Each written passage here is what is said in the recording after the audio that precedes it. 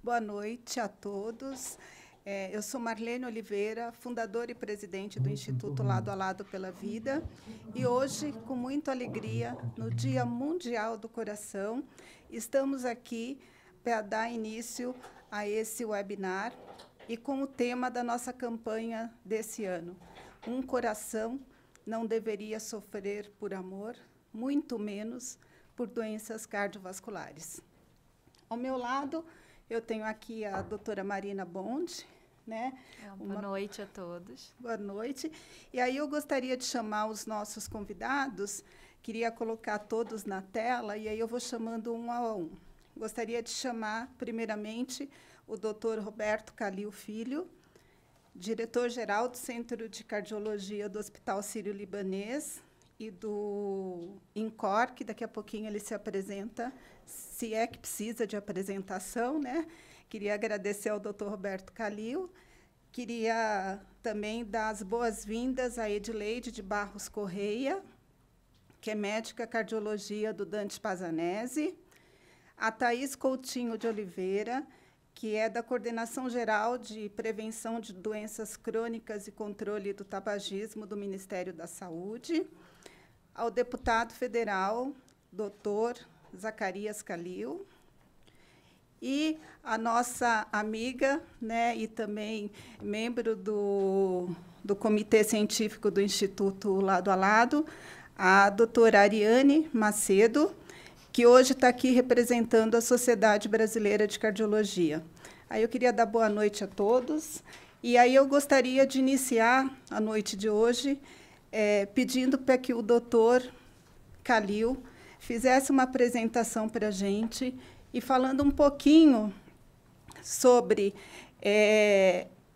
a prevenção, a importância da prevenção e como o Instituto Lado a Lado, desde 2014, lançou a campanha Setembro Vermelho, e o nosso foco principal é a prevenção e a mudança de hábito da população, aí nós gostaríamos que o doutor Calil nos brindasse nessa noite com uma apresentação e falasse um pouquinho para a gente sobre a importância de cuidar do coração. Boa noite, doutor Calil. Boa noite, eu que agradeço esse espaço. Bom, como se sabe, a doença cardiovascular, quer dizer, que é o infarto e o acidente vascular cerebral, são doenças que mais matam no mundo. A incidência de mortalidade é altíssima. Claro, se está espantado com 1 milhão de mortes por coronavírus no mundo até agora, nesses meses. Essa doença mata 20 milhões de pessoas por ano no mundo, né? E 50% dessas mortes poderiam ser evitadas com prevenção. Então, é a doença que mais mata no mundo. Isso se fala há décadas e décadas e décadas, né? Em prevenção, todas as sociedades médicas, os institutos. Aliás, vocês estão de parabéns, porque vocês chamaram a atenção para esse Setembro Vermelho. Nós temos a oportunidade de passar o mês inteiro falando em prevenção, em tratamento e cuidado, chamando a atenção para as pessoas. Vocês, com essa atitude, vocês vêm salvando vidas e vidas aí, nesses anos, desde que vocês começaram esse projeto, né? Agora, o grande problema é que as pessoas não se cuidam. Então, por mais que se fale em prevenção, está muito aquém, né? Isso é conhecido no mundo inteiro, porque quando você tem uma doença cardíaca, quando você infarta, que é a maior incidência de mortalidade, quer dizer, o dano já foi feito. Claro que tem tratamento por infarto, alta tecnologia, mas o ideal é não infartar, né? E como não infartar? Se proteger. E os fatores de risco são conhecidos. Quer dizer, as pessoas, primeiro é uma doença genética, passa de pai para filho, hereditária. Então, as pessoas que têm parentes com doença coronária, que já infartaram, têm que se cuidar muito mais. E os fatores de risco são conhecidos. A hipertensão arterial é um fator de risco, o tabagismo, a obesidade, o diabetes, o colesterol alto, o sedentarismo. Então, são fatores que se conhecem há décadas e décadas, e as pessoas, se você pegar no seu dia a dia, pouca gente faz uma prevenção como você tem que fazer, né? Caminhar. As sociedades americanas de cardiologia, Sociedade Brasileira de Cardiologia, estabelecem um protocolo de caminhada. E quando se fala, por exemplo, em exercício, o exercício é fundamental. E não é aquele exercício que você precisa ir virar um atleta. caminhar 5 vezes, 4 vezes por semana, 30 minutos, é pouca coisa. Os antigos falavam que a saúde está nos seus pés, né? Então, é importantíssimo a caminhada. Sem falar nas outras doenças, quer dizer, a obesidade, o diabético, por exemplo, tem que controlar a diabetes, o hipertenso. O hipertenso jovem é muito difícil você controlar muitas vezes, a aderência ao tratamento é muito baixa. E a hipertensão é um mal silencioso que não dá sintoma e vai corroendo as artérias. Então, essas atitudes, por exemplo, o Setembro Vermelho nos dá a oportunidade de falar bastante sobre prevenção, porque tecnologia avança, novas medicações surgem a todo minuto. Agora, o mais importante é não chegar ao desfecho do infarto, por exemplo, é a prevenção. Então, eu queria parabenizar vocês por essa atitude que vocês, nos últimos 6 anos, 7 anos, vêm tomando, e com certeza nos dá a oportunidade para falar muito sobre prevenção. Tratamento, se sabe como tratar um infarto, tem técnicas, milhões de alternativas. Agora, o grande problema é não infartar, né? Ou quem já infartou, quem já teve problema cardíaco, de obstrução na artéria, não voltar a ter. Então, a prevenção é a coisa mais importante que tem. Esse recado que eu queria deixar.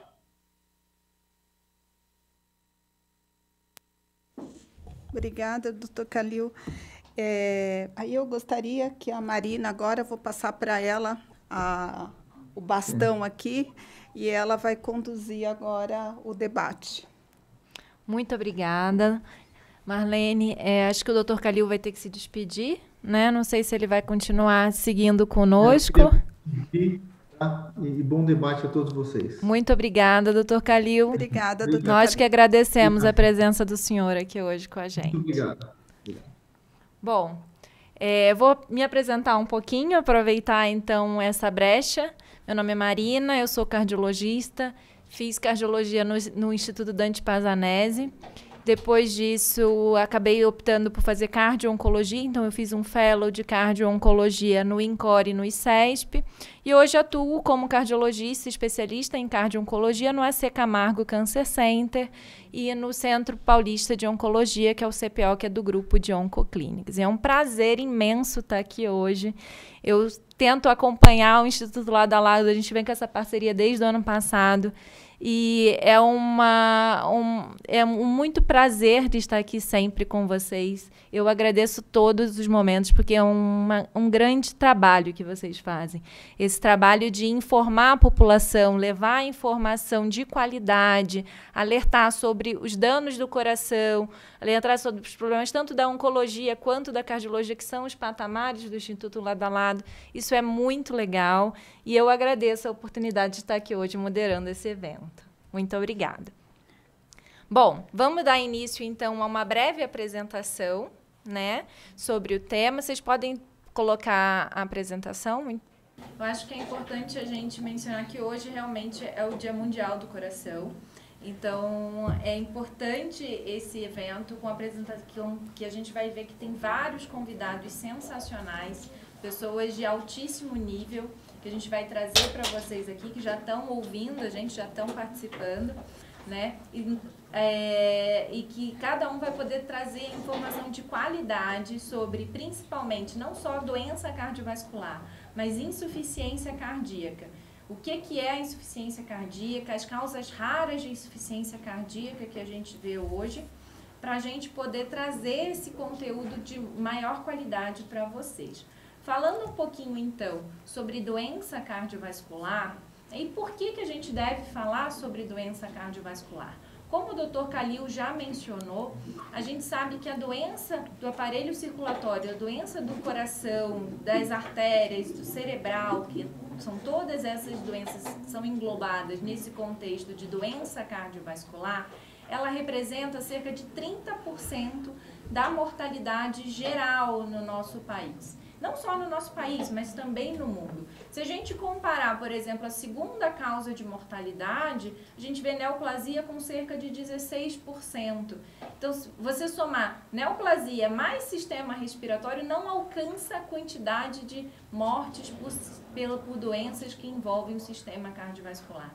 Então, além dela ser extremamente prevalente, porque a gente sabe que todo mundo, alguém da nossa família, os nossos amigos, alguém já teve um infarto, alguém trata uma pressão alta, alguém teve algum problema de válvula e precisou fazer cirurgia no coração. Então, ela é uma doença muito prevalente, que envolve, todo mundo conhece alguém que já teve esse problema, ou se mesmo a pessoa não tem. Né? E, além disso, ela tem uma elevada mortalidade também. Por isso que chama tanto atenção, e esse Setembro Vermelho é de extrema importância para trazer essa informação de qualidade para a população. Né? E nesse contexto de informar melhor a população, a Sociedade Brasileira de Cardiologia, ela criou essa plataforma que é o cardiômetro. O cardiômetro, ele fica online, contando quantos pacientes vão falecendo por morte no sistema cardiovascular. Por exemplo, esse dado que eu tirei de ontem do site já mostrava que tinha 300 mil mortes esse ano. Até dia 28 de setembro de 2020, só esse ano morreram 300 mil pessoas por doença cardiovascular. São mais de 1.100 mortes por dia, 46 mortes por hora e uma morte a cada 90 segundos. Então, é de extrema importância esse tema e a gente precisa cada vez mais trazer essa informação para a população. Então, assim, quando a gente fala de doença cardiovascular, ela envolve uma série de patologias, uma série de doenças. Desde a mais comum, que é o infarto, a pressão alta, que grande parte da população tem, principalmente quando ela vai ficando mais idosa, né? Até o infarto do coração, que é algo bem prevalente, até, por exemplo, arritmias cardíacas, problema de colesterol, acidente vascular cerebral, que é o derrame, por exemplo, até doenças mais raras, mais complexas, que a população não ouve falar tanto. Por exemplo, com a insuficiência cardíaca e até causas raras de insuficiência cardíaca, como a amiloidose, cardiotoxicidade, que a gente vai falar super hoje no nosso webinar da noite. E quando a gente fala em doença cardiovascular, é importantíssimo que o Dr. Khalil já falou. A gente tem que lembrar dos fatores de risco para doenças cardiovasculares. Por quê? Porque o infarto, por exemplo, a aterosclerose, que é a doença que leva ao acúmulo de gordura nas artérias do coração, levando ao infarto, ao AVC, ou uma doença vascular periférica, por exemplo, essa doença é uma doença totalmente prevenível. A gente sabe que tem história familiar. Tem famílias que têm um risco maior de desenvolver essas doenças. Mas, se a gente mudar o nosso dia a dia, a gente fazer prevenção, a chance da gente desenvolver um infarto, um AVC, é muito menor. Então, por exemplo, se aquela pressão alta que a pessoa tem, ela toma remédio, ou ela faz atividade física, ela melhora a dieta, diminui o sal da alimentação, tudo isso vai evitar que no futuro pode se desenvolver um infarto. Da mesma forma, o cigarro. A gente sabe que o cigarro é um dos maiores fatores de risco para infarto. Então, por que a gente ainda fuma hoje em dia? Vamos tentar combater isso, vamos tentar criar uma alternativa, vamos conversar com o seu médico para ele tentar te ajudar a parar de fumar. Isso é muito importante, né? Não só isso, mas a diabetes, ter o diabetes controlado, o colesterol controlado também, e isso é um assunto importante porque não é o mesmo valor de colesterol que a gente quer para todo mundo. O valor do colesterol varia com o risco cardiovascular do paciente. Então, um paciente que não tem nada, jovem, pode ter um colesterol um pouco mais alto, por exemplo, do que um paciente que tenha já tido um infarto, um AVC, que a gente tem que controlar o LDL colesterol, que é o colesterol ruim, de forma mais intensa, para que ele fique mais baixo, para a gente evitar um novo evento, por exemplo.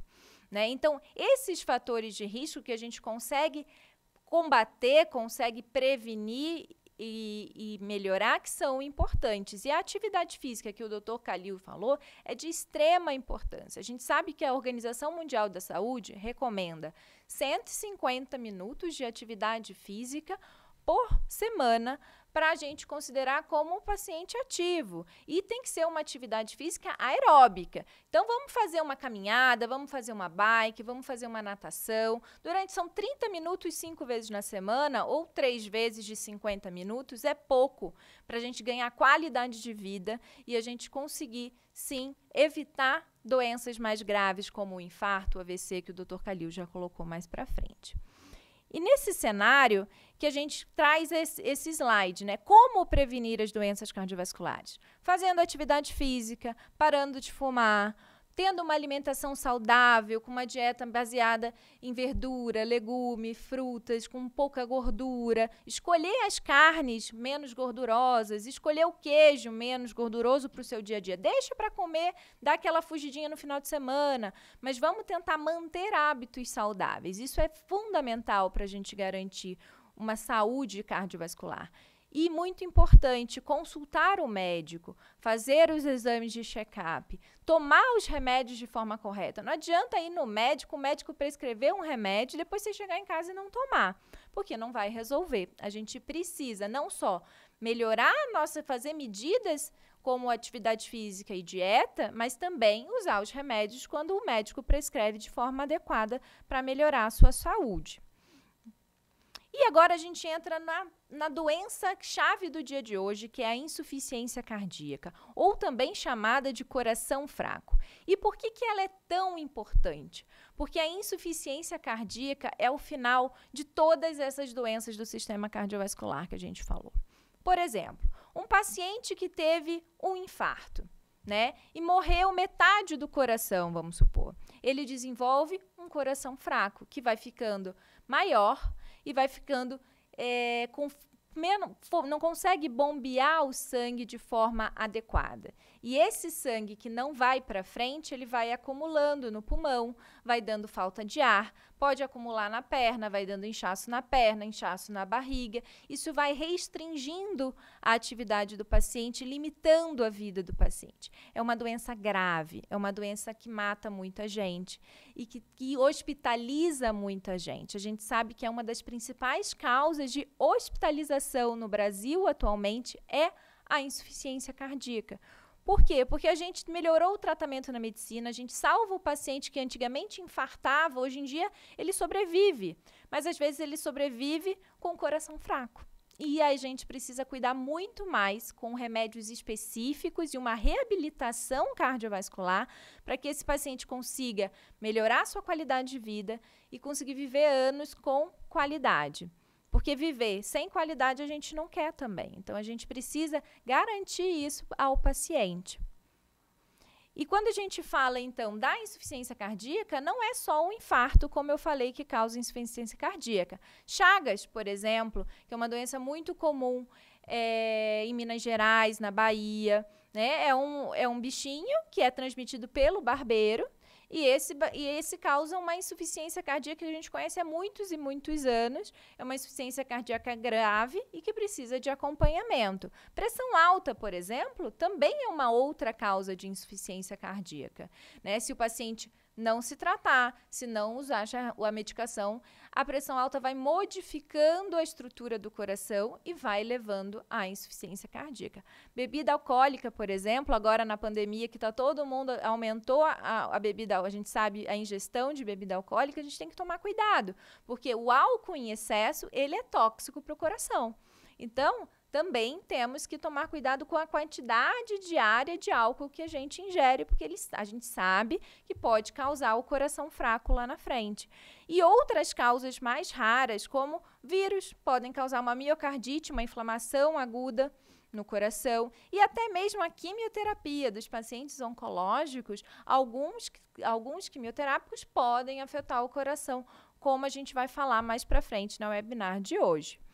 Nesse cenário, então, a gente sabe que a principal causa de insuficiência cardíaca no Brasil realmente é a doença isquêmica, é o infarto, ocupando aí 30% pelo relatório de um estudo BRIEF, que é um estudo que foi publicado em 2015, mostrando um pouco melhor o panorama no Brasil da insuficiência cardíaca. Mas, em seguida, vem doença de Chagas, doença hipertensiva, tudo isso que a gente falou. E lá no cantinho tem aquele outros, miocardites, quimioterapia, que são menos comuns e que é o grande tema desse webinar de hoje, com as causas raras de insuficiência cardíaca, né? Esse é um outro slide que eu trouxe, retirado da diretriz brasileira de insuficiência cardíaca atual, que a gente vê que são inúmeras as causas de insuficiência cardíaca.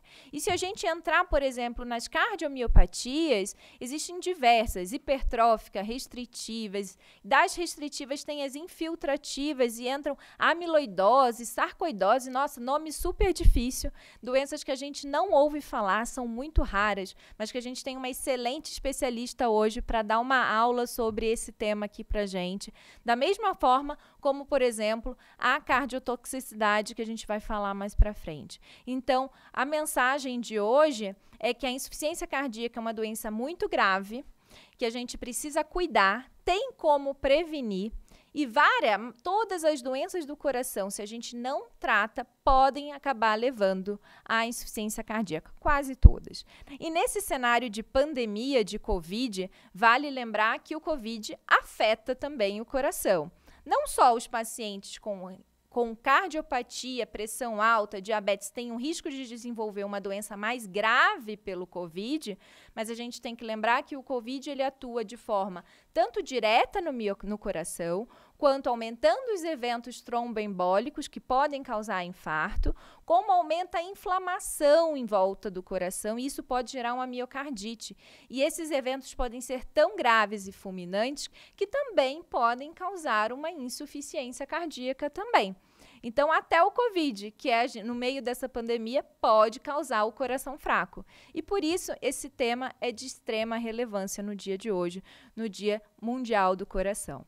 E a mensagem final da minha apresentação, porque a gente tem muito ainda para conversar com os nossos convidados hoje, é: prevenir é o melhor remédio. Vamos cuidar desse coração para dar muito tempo de vida para todo mundo. Bom, terminando esse bloco, né? Marlene, eu acho que quer falar mais alguma coisa? Não, eu acho que vamos chamar nossos convidados, ótimo, que aí eu acho que fica mais interessante. Com certeza. Então, a gente vai dar início, então, a essa segunda etapa da apresentação do webinar de hoje, que é convidar os nossos maravilhosos convidados, nossos palestrantes que estão aqui hoje, né? E vai ser dividido, na verdade, em dois grandes blocos de apresentação. Nesse primeiro bloco, inicialmente, eu vou querer que os participantes primeiro se apresentem, para poder contar um pouquinho da sua história, o que estão fazendo, onde estão trabalhando, tentar juntar ao máximo as doenças cardiovasculares, contar um pouco mais a sua atuação na insuficiência cardíaca, com essas causas raras de insuficiência cardíaca. E para esse primeiro bloco, a gente gostaria de, considerando esse cenário atual de doenças cardiovasculares e insuficiência cardíaca, a gente gostaria de fazer duas perguntas aos nossos convidados hoje. A primeira é: como nós podemos atuar para que a gente consiga compreender melhor, os pacientes consigam compreender melhor a insuficiência cardíaca, a saúde, o Ministério da Saúde, a política consiga compreender melhor a insuficiência cardíaca, e como a gente pode também alertar melhor a população sobre os problemas da insuficiência cardíaca, como tratar e etc. Então, para iniciar essa discussão, eu vou chamar aqui, então, primeiro, a doutora Edileide de Barros Correia, que, para mim, é uma grande mestra, foi uma das minhas grandes professoras do Instituto Dante Pazanese de Cardiologia, que é uma honra tê-la aqui hoje conosco, doutora Edileide. Se puder dar uma palavrinha, explicar um pouquinho tudo que a gente aprende com a senhora no Dante, vai ser fundamental nesse dia. Muito obrigada. Boa noite a todos. Marina, muito obrigada. Você é uma querida aí do coração há muito tempo, né, que nós nos conhecemos. Bom, então deixa eu me apresentar. Eu sou cardiologista, né, trabalho no Dante Pazanese e sou responsável pela seção de miocardiopatias e coordeno atualmente um centro de amiloidose no Dante Pazanese. Trabalho com insuficiência cardíaca há mais de 30 anos, né, com esse tema, porque as miocardiopatias, com frequência, estão associadas à insuficiência cardíaca. Como a Marina comentou, ela costuma ser o ponto final de todas as doenças, mas na miocardiopatia ela pode ser o ponto inicial. O paciente se apresenta inicialmente com insuficiência cardíaca. Marlene, agradeço o convite para participar desse debate, né, e parabenizo Marlene e todos do Instituto Lado a Lado pela Vida por essa iniciativa. Acho muito importante se discutir sobre insuficiência cardíaca. Eu tenho observado durante esses meus 30 anos ou mais de lidar com insuficiência cardíaca que os pacientes não reconhecem o que é insuficiência cardíaca. Eu fiz até um desenhozinho animado para a gente mostrar e tentar explicar para o paciente o que é isso, né? Com o que a gente chama de insuficiência cardíaca. Na maioria das vezes, eles se referem a essa doença como eu tenho coração fraco, mas eles não usam muito a palavra insuficiência cardíaca.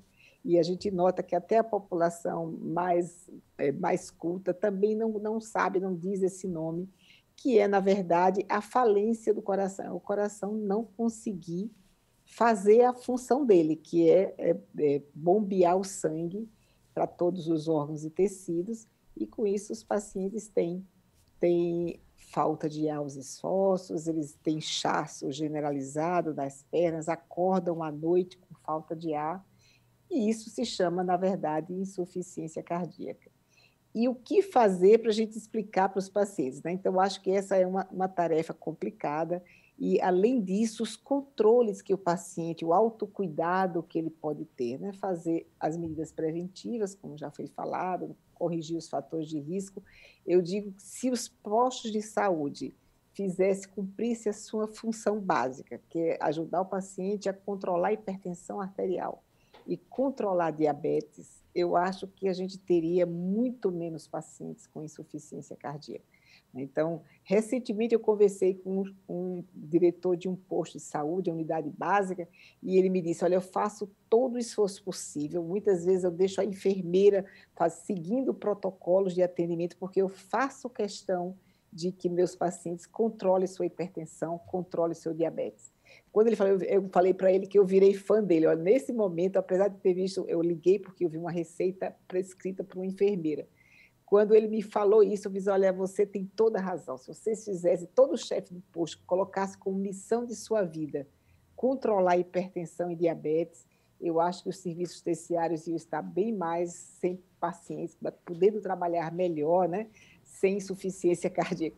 Eu digo que o Dante Pazanese, a gente tem insuficiência cardíaca lá, um excesso de demanda, né? E termina a gente não funcionando tão bem como a gente gostaria pela quantidade de pacientes que a gente tem com essa patologia. Então, eu acho que o ideal é realmente conscientizar os pacientes da importância da prevenção, eu acho que é a principal estratégia. E a segunda, ele reconhecer o que é insuficiência cardíaca e quais são os autocuidados que são fundamentais para um paciente viver bastante. Eu vivi uma época em que a gente só tratava insuficiência cardíaca com pouquíssimos medicamentos, com digital e diurético, lá na década de 80, no século passado. Depois a gente passou a ter a tríade do inibidor de enzima de conversão, o BRA, mais o beta-bloqueador, mais a espironolactona, e eu percebi um aumento de quantidade de vida excepcional depois que a gente passou a tratar diferente. E agora, no século XXI, a gente já está com mais medicamentos que a gente pode utilizar para prevenir, para reduzir mortalidade. Mas ainda é uma doença que mata bastante e a gente precisa fazer o que é possível, né? Fazer a população entender o que é a doença e se prevenir e tratá-la quando presente. Então, mais uma vez, parabenizo o Instituto Lado a Lado pela Vida por essa iniciativa. Doutora Edileide, acho que antes de passar para o próximo integrante, eu gostaria que a senhora falasse um pouquinho sobre a amiloidose cardíaca, que é uma doença super rara. A senhora tem um super expertise nessa área, como liderando, né, o grupo de amiloidose no Dante Pazanese. Você podia dar uma palavrinha para a gente o que é a amiloidose, o que a gente tem que cuidar, como alertar o paciente sobre a amiloidose cardíaca, que eu acho que é muito importante na data de hoje também. Ok. Bom, então, como a Marina falou, temos múltiplas causas de insuficiência cardíaca, né? Várias causas, hipertensão, uso abusivo de álcool, e temos uma causa que é considerada rara ainda, mas que cada vez mais está reconhecida como não sendo uma doença rara, que é a amiloidose cardíaca. O que é a amiloidose? Então, a amiloidose, pela definição, então, é uma doença em que proteínas, que nós temos milhões de proteínas no nosso corpo, mas alguns tipos de proteínas, elas que circulam normalmente no sangue, elas se tornam instáveis pelo envelhecimento ou por uma alteração genética, e elas se dobram sobre si próprias, e depois que se dobram dessa forma, elas não conseguem mais circular normalmente no sangue. E aí se depositam em diversos órgãos e tecidos e no coração, espessando a parede do músculo cardíaco e fazendo com que o coração não funcione adequadamente. Desculpem. Não funcione adequadamente por conta desse espessamento pelo depósito que essas proteínas provocam. Então, a amiloidose é uma doença que está por trás de muitas doenças que acontecem, principalmente na população idosa, nossos pacientes mais idosos, acima de 60 anos. Muitas vezes se atribui a outras doenças, a insuficiência cardíaca, mas estenose aórtica, um bloqueio AV total, precisando de marca-passo, arritmias, tudo isso se pensa que é uma doença só, quando, na verdade, por trás está a amiloidose cardíaca, que a gente está cada vez mais reconhecendo e vendo que ela está se travestindo por outras doenças e por isso não é reconhecida. Depois que eu comecei a estudar amiloidose, tenho estudado amiloidose há mais de 3 anos, a gente fez um centro de amiloidose no Dante A2, né, que foi registrado na Secretaria de Saúde. Eu comecei a me apaixonar por essa doença porque a gente percebe como agora a gente está conseguindo entender por que o idoso faz um bloqueio total e precisa de um marca-passo, por que o idoso está com insuficiência cardíaca sem causa. Não sabemos a causa da insuficiência cardíaca do idoso e é a amiloidose a causa. E hoje a gente consegue fazer diagnóstico por métodos não invasivos e hoje a gente tem tratamento para amiloidose. Então, é uma doença realmente que abriu os olhos da gente para realmente entender a causa das doenças na população mais idosa. Ela, geralmente, por trás está ela. Muito obrigada, doutora Edileide. Dando seguimento, então, eu vou chamar a nossa próxima convidada, que é a doutora Ariane Macedo, que não só é uma convidada, mas é uma amiga, uma parceira na cardio-oncologia e uma dos grandes nomes da cardio-oncologia no Brasil. Ariane, gostaria que você desse a sua contribuição hoje, explicando esse grande da cardio-oncologia, essa grande área que a gente ama tanto nos nossos dia a dia. Exatamente. Bom, boa noite a todos, né? Boa noite, Marina, Marlene, doutora Edileide, doutora Thaís, doutor Zax, todos que estão aqui conosco nesse dia tão importante, né, que é o Dia Mundial do Coração, para falar de um tema também muito relevante, como já foi explicado pelo Dr. Calil e pela Marina. Eu sou a Ariane, eu sou cardiologista, trabalho com cardio-oncologia, sou médica assistente da Santa Casa de São Paulo, dos ambulatórios de miocárdio, válvula e cardio-oncologia, e realmente a importância da insuficiência cardíaca no nosso dia a dia, como bem a doutora Edileide já comentou, ela é a via final de diversas doenças, mas cada vez mais a gente reconhece as miocardiopatias primárias, vamos assim dizer, né, as doenças que acometem primariamente o músculo do coração como uma causa muito relevante de insuficiência cardíaca que acaba interferindo na qualidade de vida dos pacientes e também por ser uma causa importante de morte e precoce, eventualmente, em alguns casos. Na cardio-oncologia, Marina, como, né, você me pediu para focar nesse ponto, a gente reconhece o avanço imenso das terapias oncológicas. Hoje, a gente praticamente considera alguns tipos de cânceres como uma doença crônica. Isso quer dizer que o paciente ele vai conviver com a doença por muitos anos, focando muito em qualidade de vida, de aumento de tempo de vida com qualidade, sobrevida com qualidade.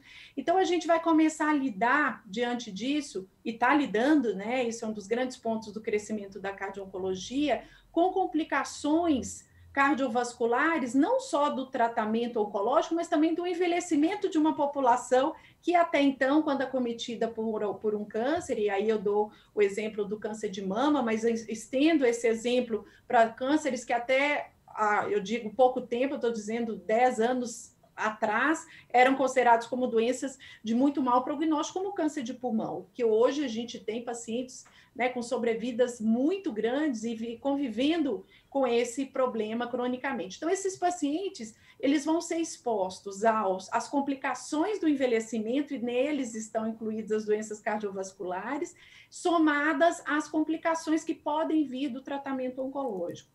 Então, hoje a gente estima que a gente trata uma população de milhões de sobreviventes de câncer, é um nome um pouco estranho, mas que em português a gente não tem um nome, vamos dizer assim, um pouquinho mais amigável, né, de falar sobrevivente, mas realmente são pessoas que tiveram uma neoplasia, se trataram, continuam se tratando, e a gente tem que olhar para esses pacientes como pacientes que exigem uma atenção dedicada às possíveis complicações do tratamento e ao envelhecimento dessa população.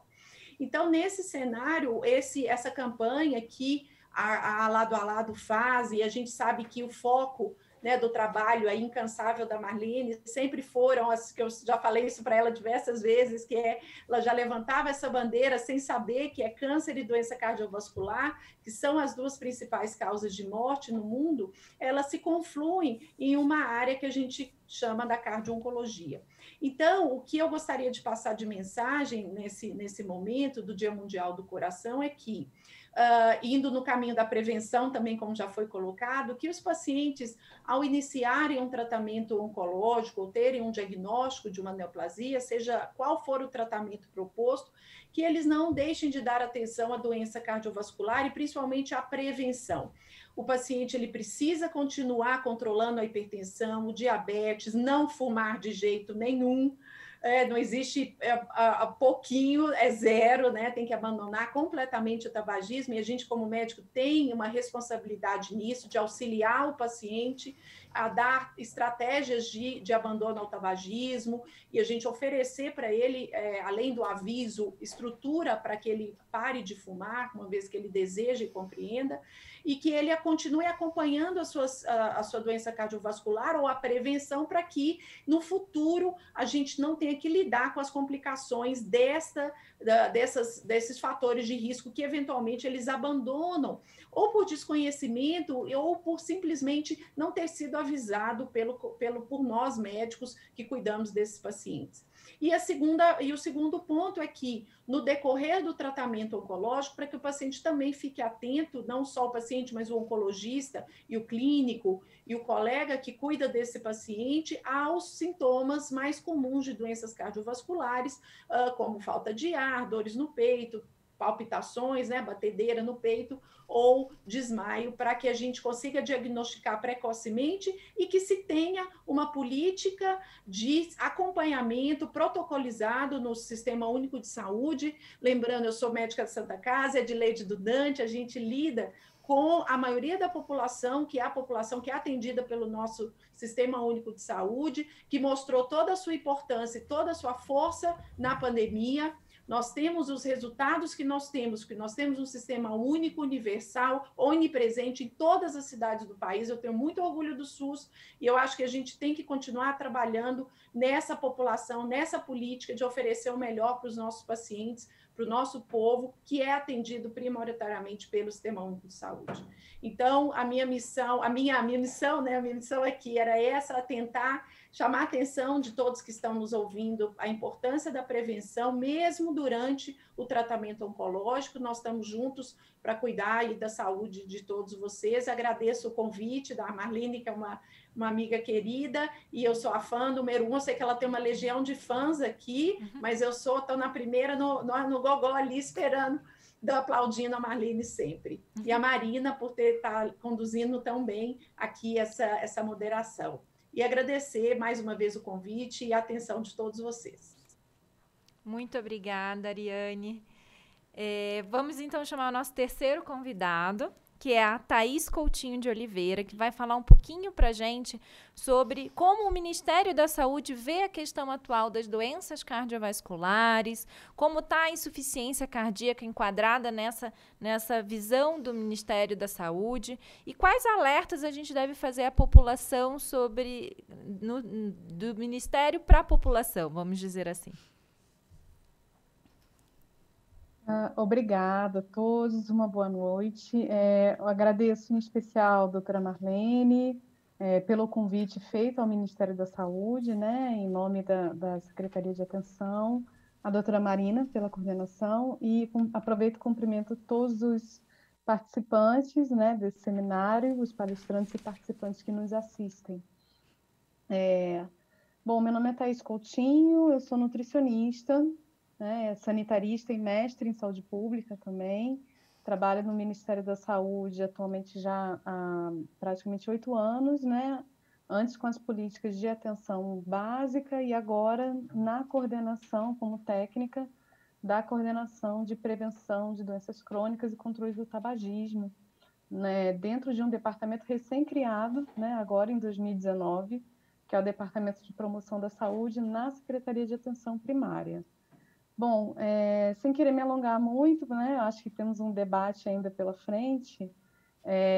A partir de 2019, principalmente, o Ministério da Saúde tem redobrado a atenção à saúde cardiovascular, né?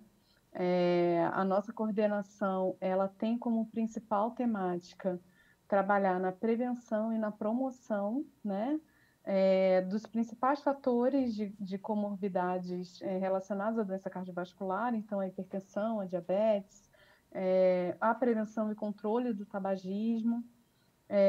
E desde então a gente tem ocupado um papel dentro das políticas públicas que precisa ser mexido, né? Então, tanto o Dr. Calil quanto os palestrantes que vieram anterior a mim reforçam o tempo todo a importância dos alertas à população, né, e da formulação de políticas públicas que possam direcionar a atuação dos profissionais e dos municípios, né, principalmente falando em relação à atenção primária, para que a gente não perca de vista a prevenção da hipertensão e do diabetes como um fator, né, de saúde pública que corresponde hoje a 70% dos óbitos, né, das doenças crônicas não transmissíveis no Brasil, e, além disso, gera incapacidades e perdas de qualidade de vida a milhões de pessoas, né? Então, a gente tem altíssimas taxas de mortalidade prematura dentro dos acordos internacionais, né, que o Brasil participa, principalmente nos acordos de redução da taxa de mortalidade precoce. A gente vê que, embora a gente tenha conseguido reduzir, pelo menos antes do período da pandemia, a gente está conseguindo reduzir, mas as doenças cardiovasculares e seus fatores de risco são o principal componente ainda, né? Então, nós temos total clareza de que na atenção básica, na atenção primária no Brasil, a gente precisa reforçar o controle da hipertensão e diabetes como ponto-chave inicial, né? Hoje a gente sabe que, pelo menos, de acordo com as nossas informações, pelo menos 70% dos pacientes hipertensos e diabéticos têm a condição descontrolada, né? Então, isso acaba gerando um efeito cascata, como já foi reforçado aqui pelo Dr. Calil, doutora Edilene, e um efeito cascata impressionante na saúde pública, né? A condição insuficiência cardíaca, ela é também um problema de saúde muito importante, embora dentre os fatores, né, de alta prevalência em relação a doenças cardíacas, a gente vê que ela tem uma alta prevalência, ela tem um alto custo, ela é bem... Então, o que nós procuramos fazer até esse momento é alertar, né, alertar a população, principalmente, para o controle dos fatores de risco. Nós temos um site aberto pelo Ministério da Saúde, que se chama Saúde Brasil. Ele é acessado pelo saudebrasil.saude.gov.br, em que a gente coloca muito conteúdo em relação à promoção e prevenção da saúde, principalmente em relação a fatores de alimentação, né? Então, a redução do consumo de alimentos não saudáveis, a redução de hábitos nocivos, como o abuso do álcool, para doenças cardiovasculares, né? Não só para a saúde mental. A promoção de hábitos saudáveis de vida, o controle dos fatores de risco, e principalmente tabagismo. Então, a gente procura aproximar da população em relação a informações de promoção da saúde. E, além disso, por outro lado, para não me alongar mais, a gente trabalha com políticas públicas, né, voltadas aos profissionais de saúde na atenção primária. Então, importantíssimo a gente falar sobre técnicas de autocuidado apoiado que os profissionais podem levar para a população, e sobre, principalmente, a realização e formulação de protocolos nacionais que possam auxiliar os municípios, né, a organizarem seus sistemas de saúde e, assim, melhorar a qualidade da atenção, né? Então, parabenizo mais uma vez pelo debate, me coloco aqui à disposição e vamos avançar. Muito obrigada, Thaís. Vamos então para o nosso quarto convidado, o deputado federal Zacarias Calil, que está presente aí com a gente, que vai comentar um pouquinho mais dele como médico e parlamentar, como é que ele vê as políticas atuais de saúde pública voltadas para a doença cardiovascular, para a insuficiência cardíaca, o que a gente consegue fazer. A gente gostaria que o senhor trouxesse as informações daí da parte parlamentar também. Muito obrigada, doutor. Boa noite a todos. Me sinto honrado aqui com o convite, apesar de que eu sou cirurgião pediátrico.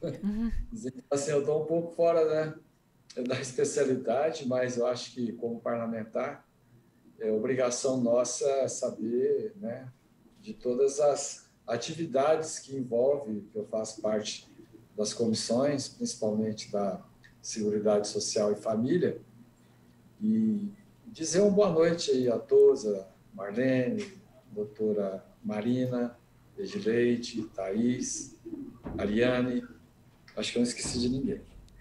Mas lá na Câmara é interessante esse assunto, porque nós temos ali do lado do plenário, tem um posto médico ali.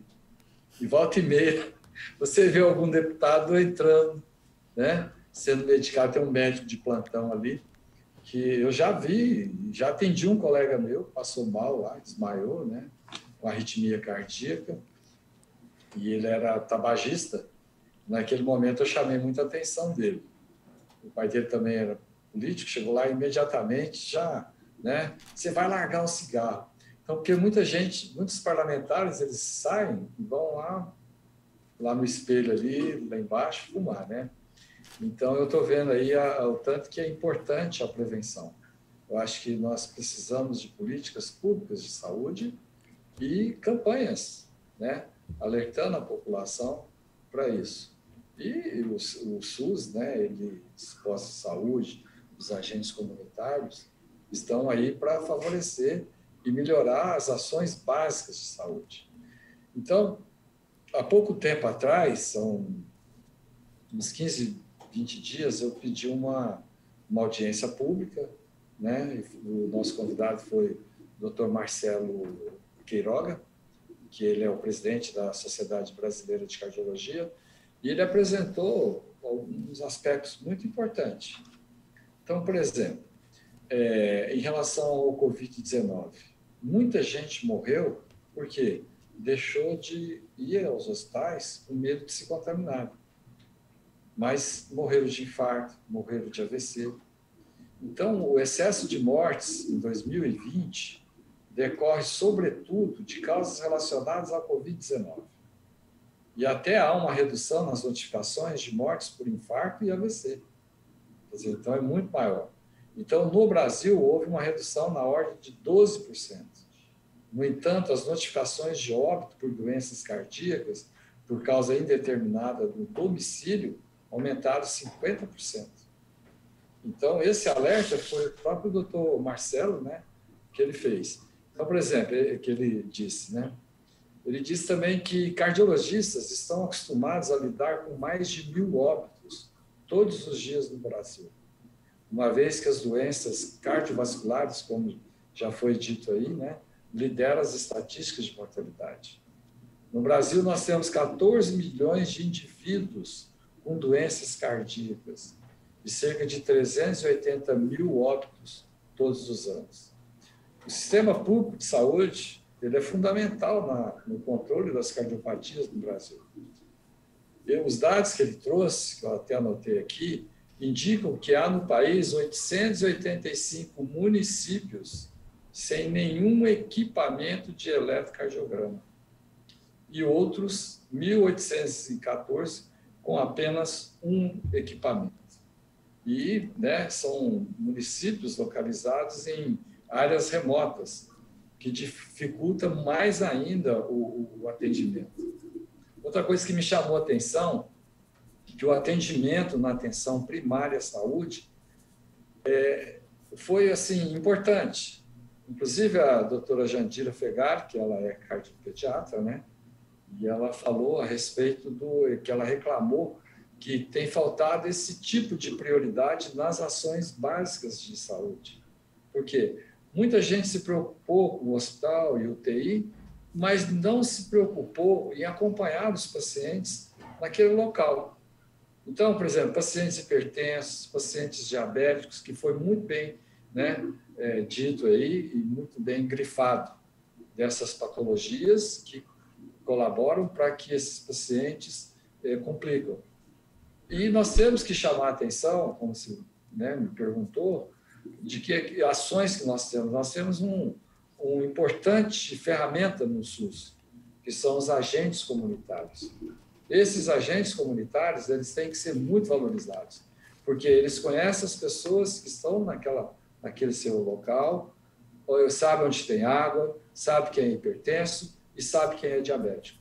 E muita gente também, nesse período de pandemia, deixou de utilizar os medicamentos, né, porque o isolamento foi a primeira chamada que aconteceu. Então, eu acho que é importante a gente fazer esse debate, e eu até anotei aqui, acho que tem mais duas perguntas que eu poderia responder posteriormente no decorrer da webline. Pode ser? Tá ótimo, doutor. Muito obrigada. Acho que vamos finalizar esse primeiro debate. Não sei se alguém quer fazer alguma consideração. Marlene? Não. Acho que vamos seguir para o debate. Vamos seguir para a próxima etapa, então. A segunda etapa de hoje é um debate, na verdade, que a gente quer valorizar principalmente a jornada do paciente cardiopata, né? Desde a atenção primária, do início do diagnóstico, até ele receber esse tratamento, receber a medicação, ao acesso dele aos hospitais terciários cardiológicos, como Dante Pazanese e Santa Casa, e como a gente pode atuar para melhorar tanto o diagnóstico, o acesso, a aquisição de medicação e a experiência de vocês, dos nossos convidados, para ajudar nessa jornada do paciente para cardiopata ao longo do tratamento, né? E além disso, o que a gente pode fazer para tentar minimizar o sofrimento do paciente? O nosso segundo bloco é voltado especificamente nessa questão. E eu acho que para isso, vamos mudar um pouquinho a ordem, vamos começar então com a Thaís Coutinho. Thaís, me conta um pouquinho mais de como está esse atendimento no serviço primário, esse acesso, o que você poderia trazer de importante para a gente, e a gente vai abrindo em seguida para os próximos. Obrigada, Marina. A gente acredita na coordenação que o serviço de saúde, o sistema de saúde, quando ele é centrado na atenção primária à saúde, ele tem muito a contribuir para a organização desse caminho do paciente entre os serviços, né? Então, a APS, ela é o nível de atenção mais próxima das pessoas, né? Mais próxima do cidadão. Ela trabalha ali no bairro, como o doutor Calil colocou muito bem, né? A gente tem uma equipe de saúde que é responsável por uma área específica, então eles são responsáveis por conhecer as pessoas, por saber quais são os fatores de risco ali presentes naquela comunidade, tem competência cultural, inclusive, não só clínica, né, não só de saúde, mas também de entender a cultura local, né, e a forma de melhor abordar a população. Então, ela, enquanto um serviço mais próximo do cidadão, ela consegue se dedicar à identificação precoce de diversas doenças, né? Um fator limitante, obviamente, é que os médicos, enfermeiros, técnicos de enfermagem, dentistas, técnicos de saúde bucal e agentes comunitários de saúde não lidam só com um tipo de doença. Então, eles lidam com todos os problemas do território, né? Então, isso acaba tirando um pouco do foco do que é mais importante, falando epidemiologicamente falando, naquele território, né? Ainda assim, a gente sabe que uma grande parte da atuação da atenção primária tem sido, historicamente, em controle de hipertensão e diabetes, né? Uma grande parcela dos casos que são atendidos, e principalmente dos casos leves e moderados, são aqueles que a gente tem maior condição de prevenir os fatores de risco, né? Cerca de 80% dos fatores de risco para a agudização das condições, por exemplo, eles são fatores preveníveis na atenção primária. Além disso tudo, a gente coloca que, do ponto de vista dos gestores de saúde, se a gente começa a organizar o sistema, se a gente olha para estratificação dos riscos daquela população do município, que seja, né? Se a gente começa a olhar para a estruturação dos serviços de saúde, então um gargalo muito importante que a gente ainda tem no Brasil é a questão do acesso aos exames eletrocardiográficos, né? Que é importantíssimo para diagnóstico de diversas condições. E se a gente consegue organizar o acesso aos exames e o tempo de espera entre o médico da atenção primária e os especialistas, nos ambulatórios especializados, a gente consegue melhorar e dar mais agilidade à atenção, né, dos pacientes. Então, uma regulação da assistência à saúde pelo lado dos gestores é fundamental. Pelo lado dos profissionais, a gente tem que incidir mais na questão da capacitação e da preparação dos profissionais, né? Então, a gente tem uma rotatividade muito grande de profissionais na atenção primária, a gente sabe disso, mas isso não impede que a gente oferte continuamente a qualificação para o profissional. Então, atualmente, a gente tem trabalhado em elaboração de linhas de cuidado, de protocolos, de cursos de capacitação, porque são ações que a gente tem que continuamente ofertar aos profissionais, né, para que a qualidade do cuidado se efetive. E para os pacientes, essa qualidade do cuidado, ela faz com que o paciente tenha adesão do tratamento melhor, né? Então, a grande sacada da atenção primária, que é a criação de vínculo com os profissionais, né, que é o vínculo longitudinal ao longo do tempo, e que agora na pandemia, por exemplo, a gente viu que é importantíssimo trabalhar com aspectos de telemedicina, né, de monitoramento remoto, né, para fazer com que os pacientes não abandonem seus tratamentos. Isso é fundamental também. Então, esse caminho do paciente ele é facilitado quando a gente tem boas condições, a gente oferta boas condições de saúde, boas condições clínicas de trabalho, né, e quando a gente consegue chegar perto da população, para que ela faça a adesão e para que esse autocuidado que seja apoiado pelos profissionais também, ele consiga acontecer e chegar a todos os cantos do Brasil, né? Claro que a gente fala muitas vezes de situações ideais, mas a gente sabe que é um trabalho contínuo, né?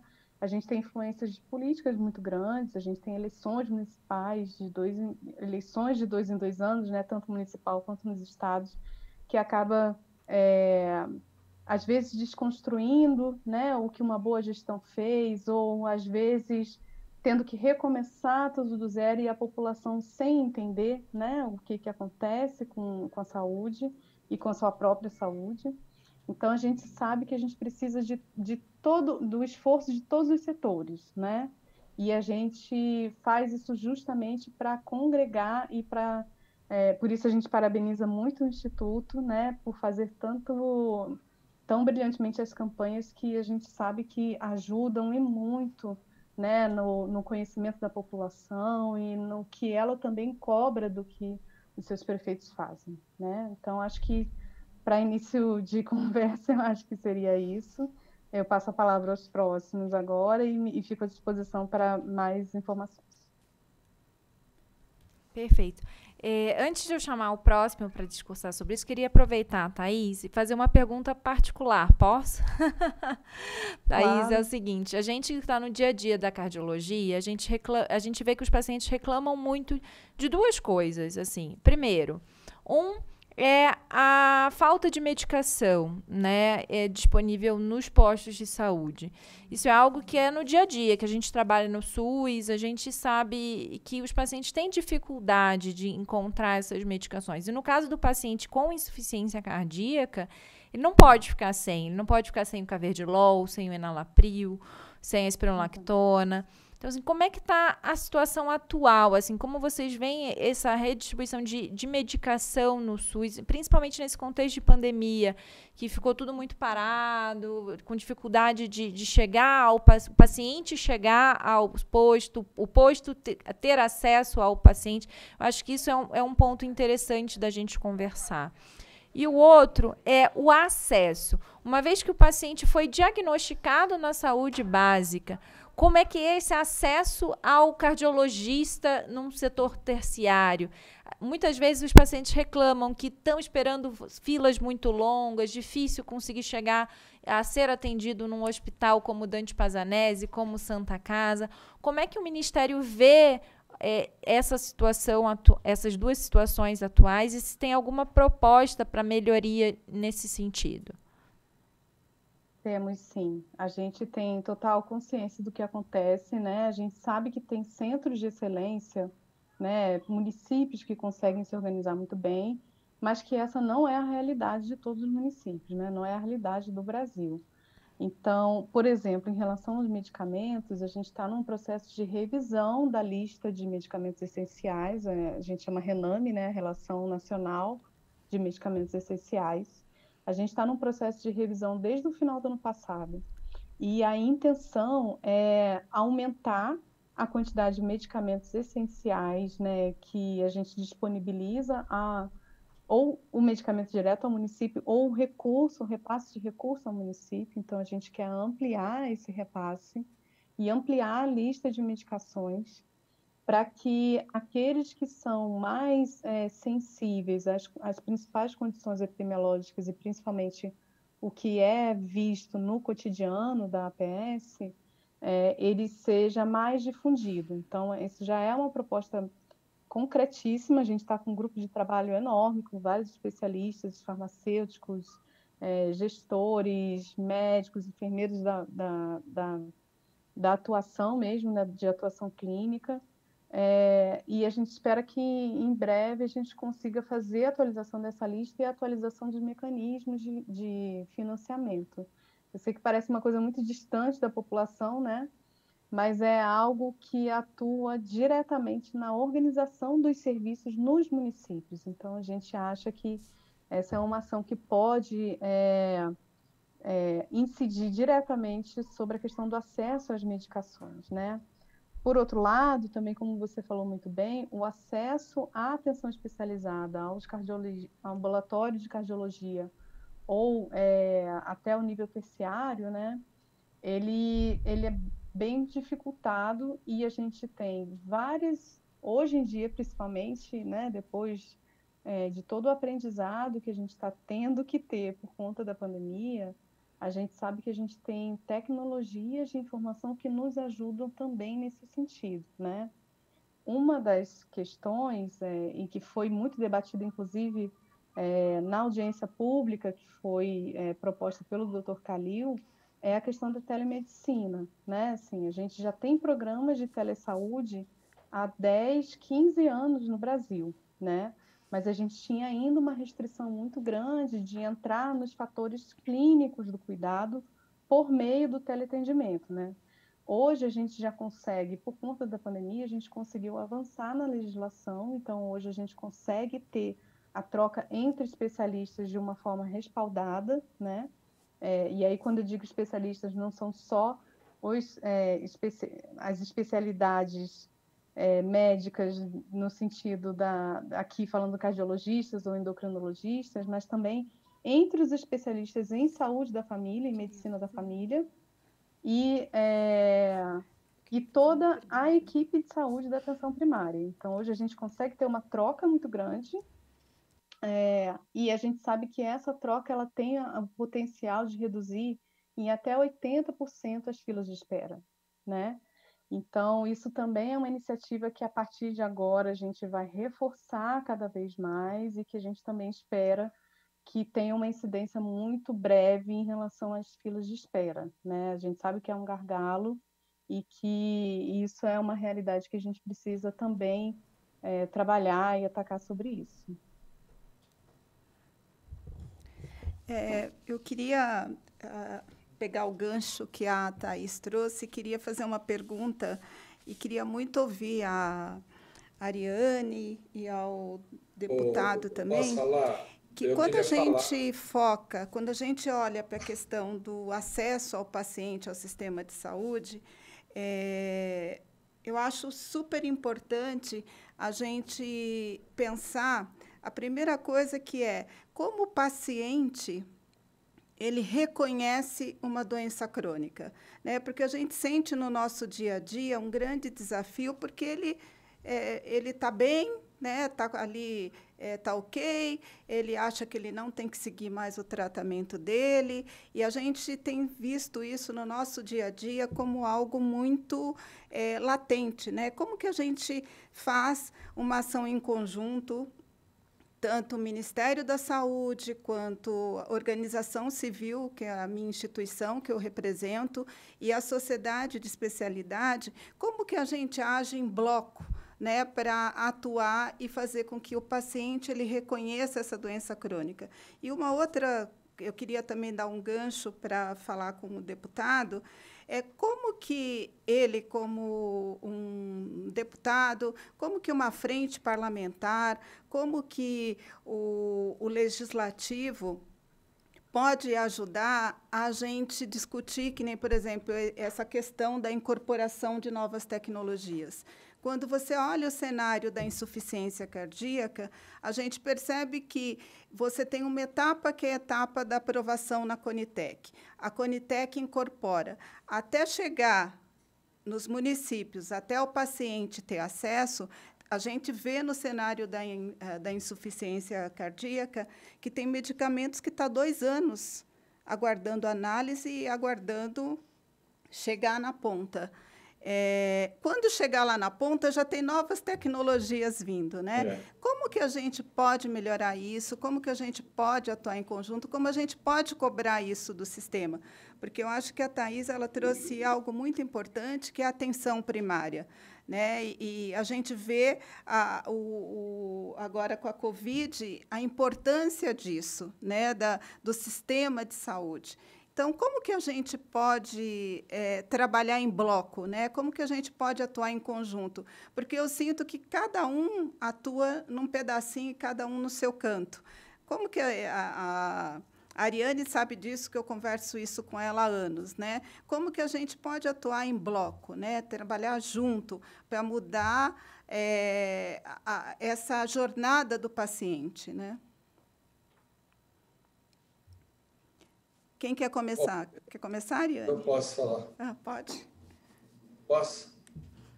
Então, esse assunto nós temos discutido nas comissões e são votados, igual a telemedicina, ela foi votada agora, né, porque ela não era regulamentada pelo Conselho Federal de Medicina e durante o período de pandemia nós conseguimos que, né, em regime de urgência, aprovamos a telemedicina, que muitos, às vezes, confundem com teleconsulta. Mas a telemedicina tem que ter 2 médicos na ponta. Mas, nessa discussão, eu fui até um pouco rígido e fui um pouco criticado também. Eu falei, escuta, quantos municípios nós temos no Brasil? Mais de 5.000 municípios. Quantos municípios nós temos internet? tivemos uma reunião muito dura com o ministro, Marcos Pontes. Nós estamos fazendo o Conecta Brasil. Mas nós não temos eletrocardiograma em determinadas cidades, como eu disse aí. Como que você quer fazer a telemedicina? A telemedicina vai ser para poucas cidades, né? Que ela ajuda muito. Eu não estou criticando isso, sou muito a favor da tecnologia. Mas de que maneira nós vamos implantar isso nos locais mais remotos do Brasil? Então, veja bem, eu tenho um artigo aqui em relação ao Programa da Saúde da Família. O PSF, que é esse programa, é o mais resolutivo e ajuda ainda a desafogar as salas de emergência, direcionando atendimento de urgência para realmente quem precisa. E ali, no caso, se você tem uma telemedicina, você vai desafogar, né, aquele atendimento. Esse programa ele foi criado em 1994. Ele tem oficialmente uma cobertura atual de 60% dos domicílios brasileiros, um aumento em relação a 2013, que era de 53%. O problema, de acordo com o IBGE, nem todos os cadastrados são atendidos realmente. Do total das residências oficialmente participantes do Programa da Saúde da Família, há um ano, apenas 38,4% recebem visita mensal do agente comunitário de saúde ou membros da equipe da saúde da família. O especialista em saúde pública, Mário Schaeffer, ele diz o seguinte, que a baixa qualificação, a própria doutora Thaís acabou de falar aí, né, do atendimento do Programa da Saúde da Família. Mas, veja bem, a baixa qualificação de parte dos profissionais, muitos deles recém-formados e sem especialização em medicina de família e comunidade. Inclusive, nós votamos a MP 890, que era para criar mais médicos pelo Brasil. O programa Médicos pelo Brasil. Seriam 16 mil vagas, com salário inicial, que poderia chegar de 12 mil, poderia chegar a 16 mil reais, mas eles teriam que fazer 2 anos de especialidade no Programa da Saúde da Família. Então, o que acontece? O pessoal tem formado, né, recém-formado, vai atuar por quê? Porque ele precisa ganhar, ele precisa pagar a sua faculdade, precisa ajudar a sua família, mas ele não tem vínculo nem com a família e nem, né, com o pessoal da região. Ele quer fazer uma especialidade, quer fazer uma residência médica. Então, há uma rotatividade muito grande e isso aí atrapalha muito.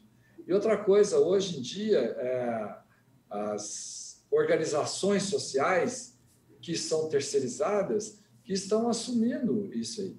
E o profissional também, ele não tem interesse, porque ele não tem um vínculo empregatício para ele ser fixado ali e levar o programa adiante e ter um contato com a família, né? Saber quem são os pacientes, quais os medicamentos que eles tomam, quem é hipertenso, quem é diabético, porque essa é a realidade, né?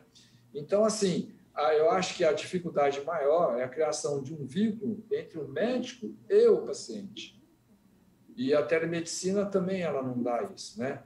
Então, mas nós temos que ter ações básicas da saúde no atendimento primário para que esses pacientes sejam tratados precocemente, com diagnóstico correto e introduzidos os medicamentos corretos.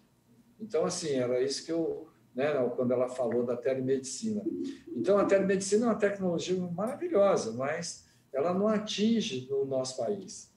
Então, por exemplo, aqui em Goiás, né, eu sou de Goiânia, eu fui para uma cidade há pouco tempo no interior, eu tive precisei fazer um atendimento, que eu não deixei a medicina, eu continuo atuando como médico.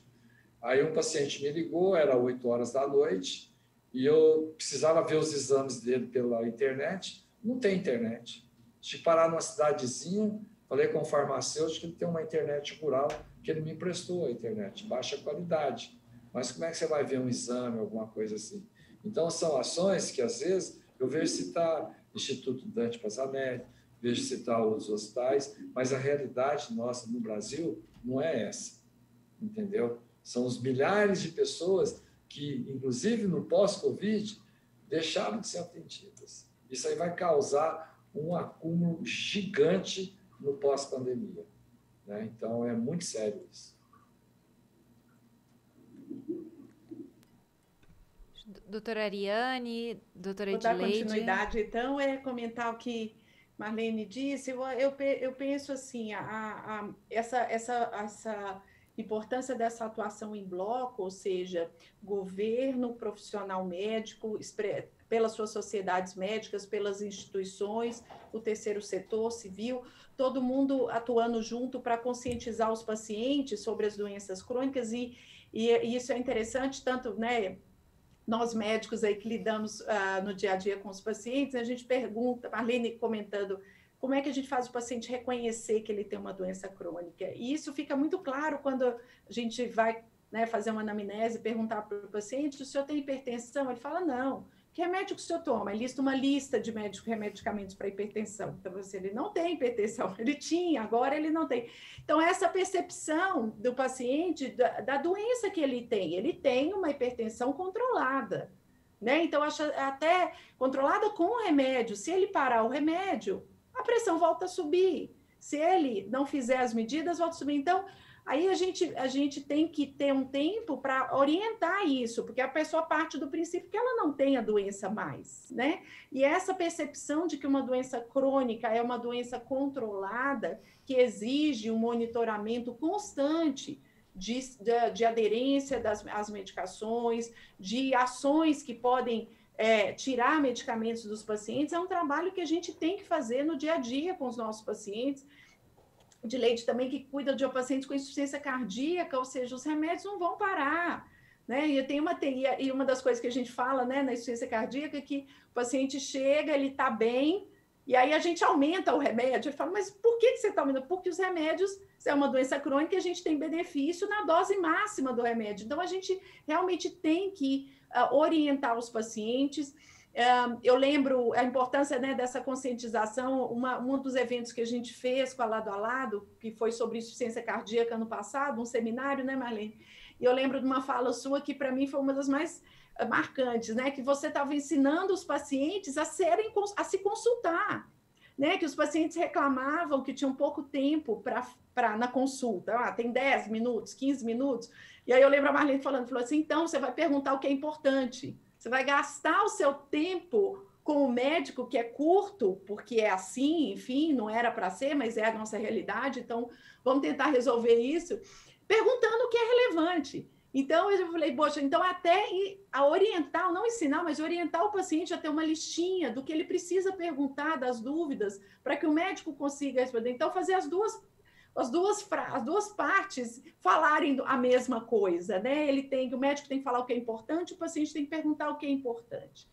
E então eu acho que esse trabalho em conjunto é essencial. Eu vejo que os pacientes, toda vez que a gente orienta e usa o nosso tempo para colocar o paciente dentro do contexto do cuidado dele, a gente ganha muito, né? De passar a responsabilidade também para ele e não só como paciente passivo, né? Ele tem uma ação fundamental na aderência aos medicamentos, a família na vigilância, no controle, isso na insuficiência cardíaca é importantíssimo. Eu peço tabela de controle de peso, eu quero saber ingestão de água, a gente tem que envolver todo o cuidado em casa, é uma continuidade, não pode julgar só no sistema de saúde, no médico, a responsabilidade. O paciente ele tem que estar educado e consciente do papel dele na doença. Eu penso que é assim que a gente vai conseguir fazer eles entenderem a importância de uma doença crônica de ter controle, empoderar ele, é uma palavra meio batida, né, da importância dele se cuidar e da família também vigiar esse paciente no seu cuidado. Eu acho que é só assim, e isso com ações de educação dos Ministérios da Saúde, as políticas públicas vindo dos nossos representantes no Congresso, nós médicos do Sistema Único de Saúde, também de outras, do sistema suplementar, atuando juntos. Acho que um fórum como esse é um passo, né, e grande, e tem muito mais a ser feito, e felizmente a gente tem a lado a lado aí para ajudar a gente nessa missão, né, doutora Edileide? A senhora que tem aí 30 anos de ciência cardíaca sabe aí como que é, né? Importante a aderência do paciente, no envolvimento do paciente no processo, né? Imagina aí também sua experiência longínqua aí.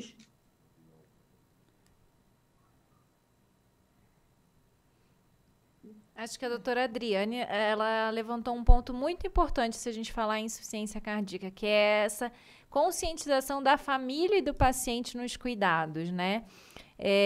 Me lembro muito dos ambulatórios lá da hipervolemia, do Instituto Antipazanese, que aqueles casos mais graves, que os pacientes são mais graves de insuficiência cardíaca, a importância da gente ensinar para o paciente o quanto que ele deve beber de líquido, que ele não pode exagerar no sal, e que isso tem que se pesar, e tem que entender que não é só a água, mas é o cafezinho, é a laranja que está chupando, é tudo que é líquido, pode interferir no dia a dia e no cuidado dele, né? Então, e além da medicação, a medicação ela é fundamental, mas você tem que se a mais, e esse a mais, se a gente não perde tempo, nós mesmos como médicos, de ensinar ao paciente, ensinar à família como cuidar, o paciente não vai saber, né? Então, essa forma de você levar essa informação ao paciente é fundamental, e ter talvez medidas ou uma planilha, algumas coisas que a gente possa fornecer do Ministério da Saúde também,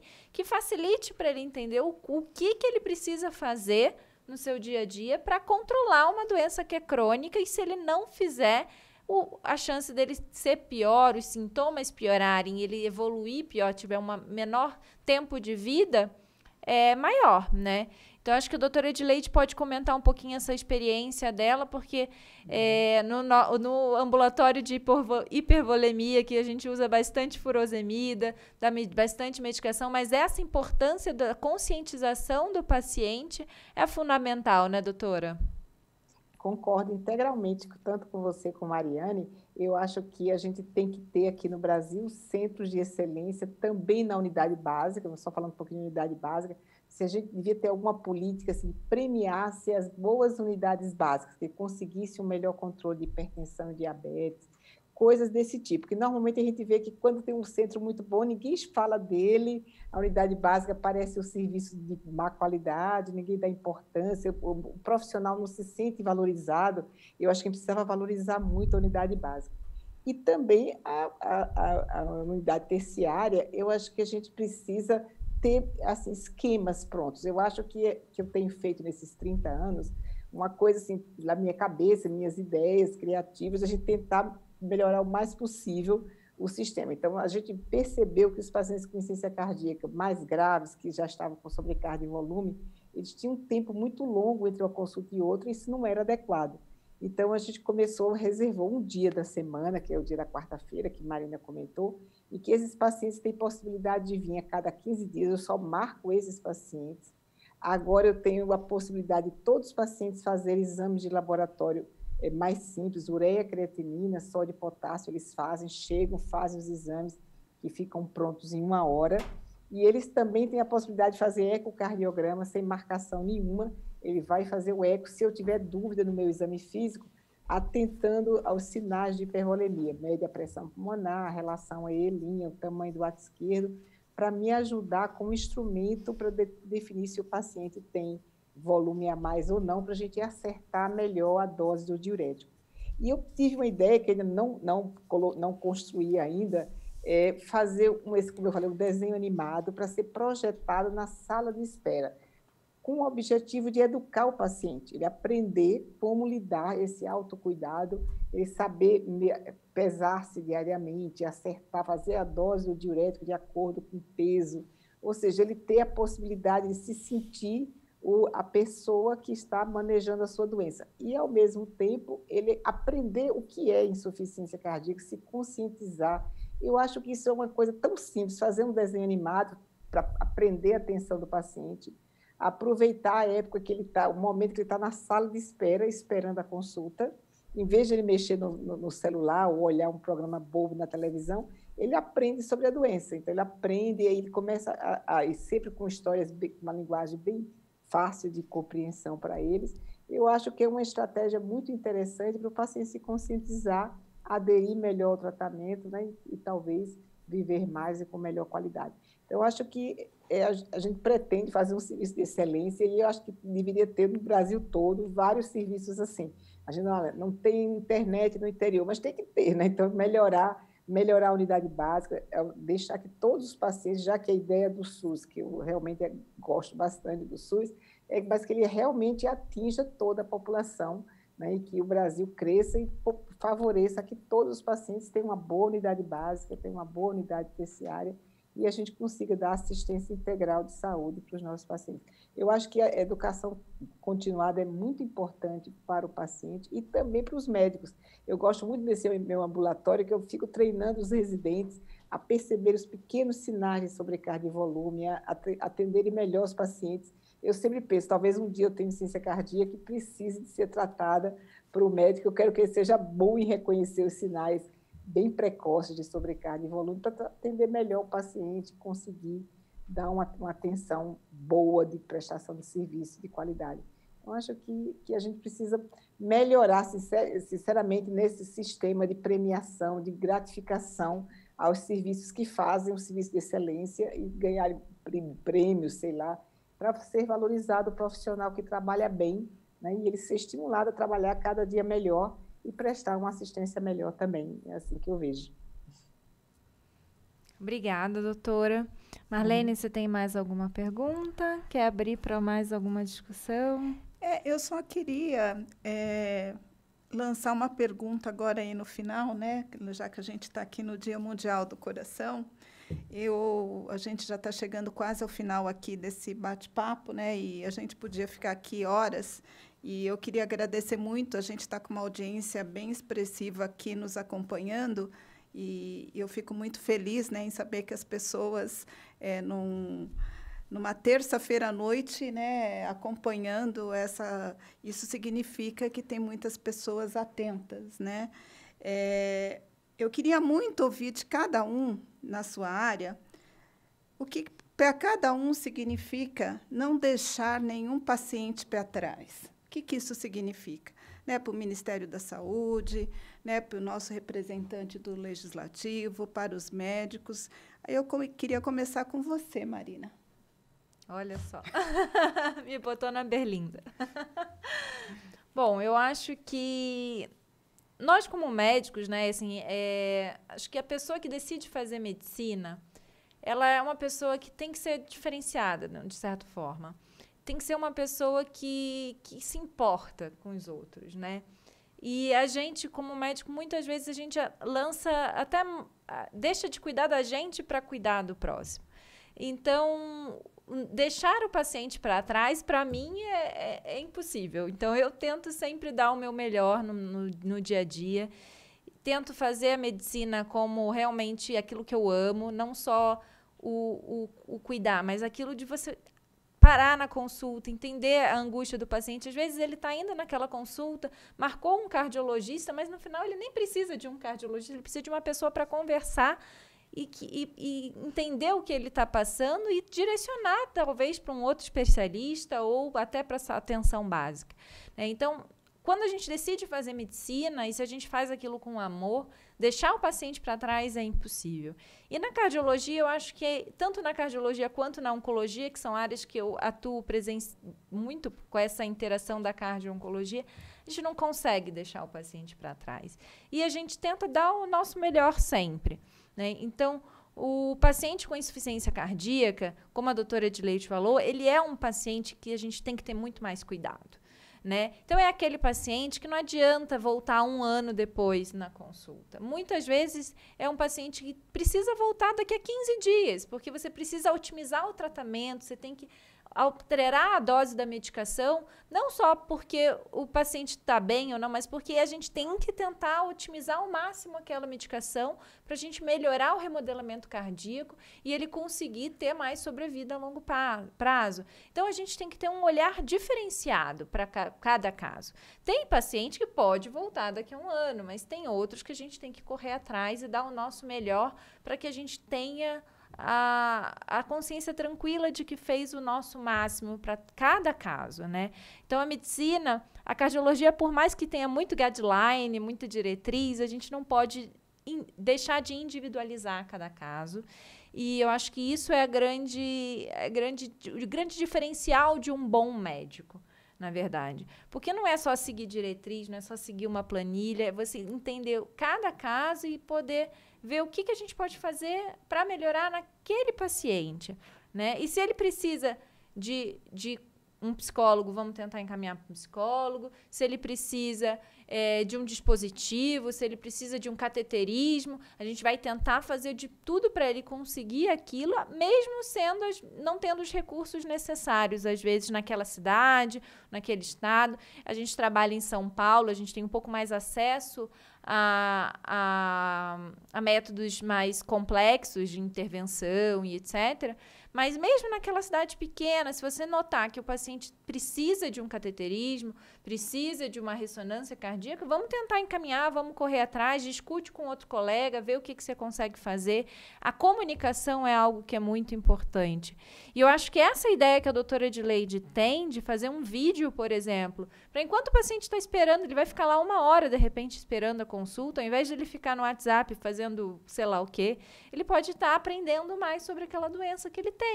E ele, quando chegar em casa, ele vai passar para a família, vai passar para um amigo, vai conversar e essa informação vai se replicar. Então, é uma ideia muito interessante e que eu acho que tanto o Instituto Lado a Lado, de repente, poderia tentar contribuir com ela, porque eu acho que vai ajudar muitas pessoas, e não só o Instituto, mas também o Ministério da Saúde, tanto na legislação, com os parlamentares, criarem estratégias de melhorar essa informação ao paciente é muito importante, né? E, mais uma vez, parabenizar a Marlene por estar aqui hoje com essa oportunidade de a gente falar um pouquinho mais da nossa experiência e trazer o que tem de melhor para a população. Isso é muito interessante. E eu queria ouvir do deputado, o que é deixar um paciente para trás, olhando, né, para esse cenário de ministério, de atuação aí nas frentes, nas comissões, e como médico também, né? Olha, é uma coisa muito complicada. Assim, nós médicos, né, nós temos essa ética.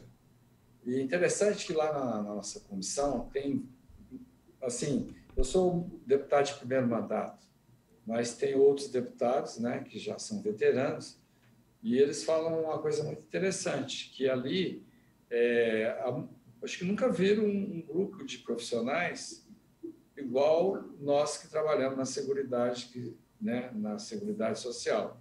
Então, ali são vários médicos, o pessoal da enfermagem também, Carmen Zanotto, que é uma enfermeira extremamente atuante, comprometida com as causas, tem o deputado Irã, tem Marcelo Aro, que tem doenças raras, né, que trabalha nessa área, Diego Garcia, quer dizer, então, se eu fosse citar o nome aqui, a gente vai ficar meio perdido, mas é muito interessante, porque essa semana mesmo, eu fiz parte, estou junto com a comissão mista de doenças raras. Então, é uma coisa muito complexa. Então, nós temos aí tratamentos hoje para a AME, né, que é a atrofia muscular esquelética. Uma dosagem do medicamento, do tipo 1, ela custa 12 milhões de reais. E ela tem que ser utilizada até 2 anos de idade, até 1 ano, para que essa criança possa ter uma qualidade de vida. Ela não vai reverter a doença, mas você vê campanhas aí no Brasil inteiro.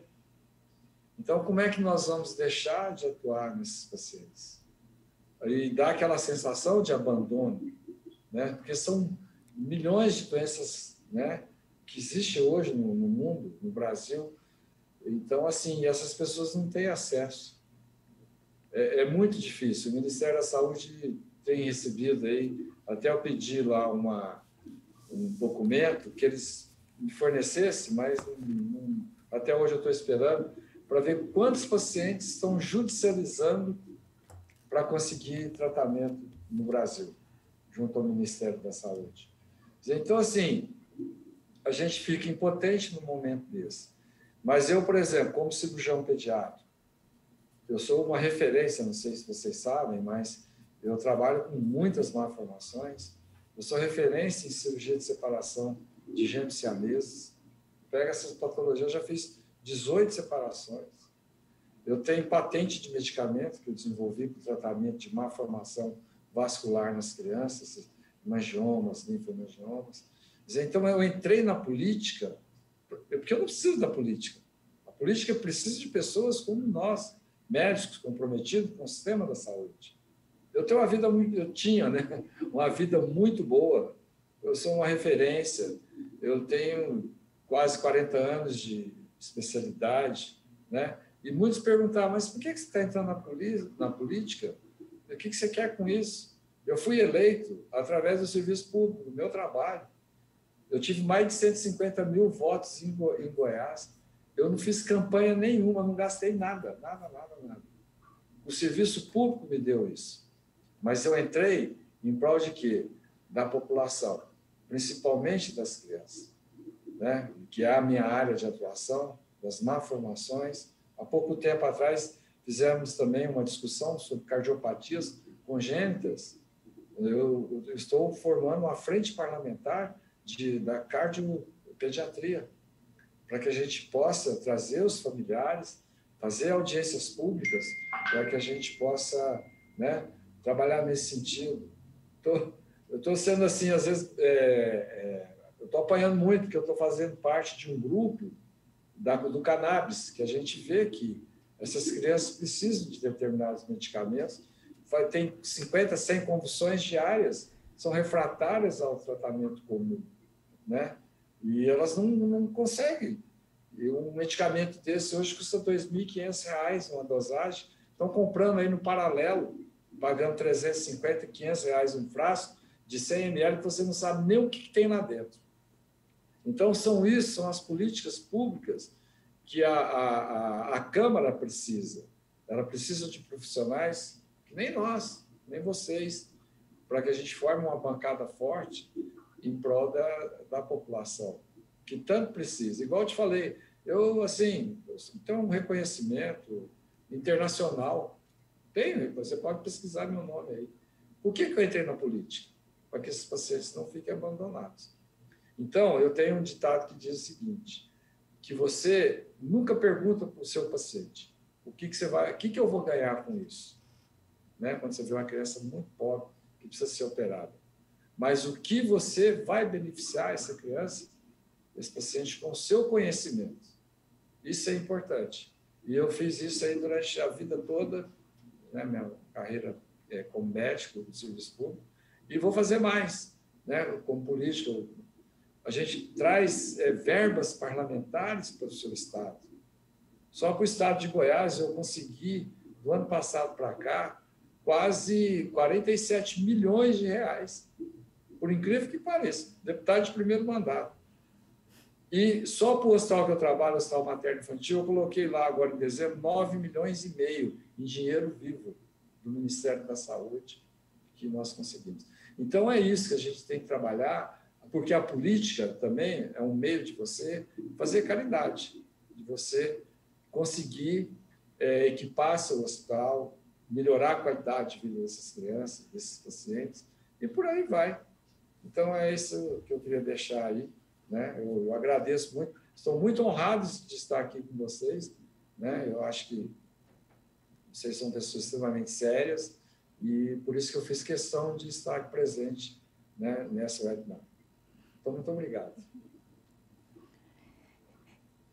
Eu acho que a gente já podia ir para o encerramento e pedir para cada um de vocês, a gente podia começar pela Ariane, qual a sua mensagem final, né? Hoje, no Dia do Coração, qual seria a sua mensagem hoje para quem está nos assistindo aqui? Marlene, obrigada.